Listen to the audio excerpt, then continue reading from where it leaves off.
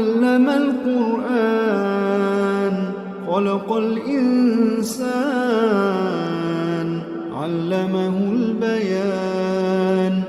الشمس والقمر بحسبان والنجم والشجر يسجدان والسماء رفعها ووضع الميزان ألا تطغوا في الميزان وأقيموا الوزن بالقسط ولا تخسروا الميزان والأرض وضعها للأنام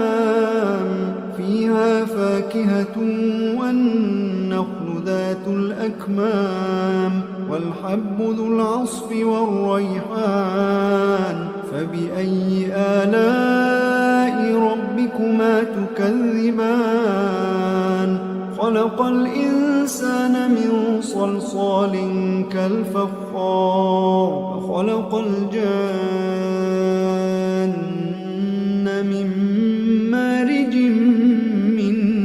نار فبأي آلاء ربكما تكذبان رب المشرقين ورب المغربين فبأي آلاء ربكما تكذبان مرج البحرين يلتقيان بينهما برزخ لا يبغيان فبأي آلاء ربكما تكذبان يخرج منهما اللؤلؤ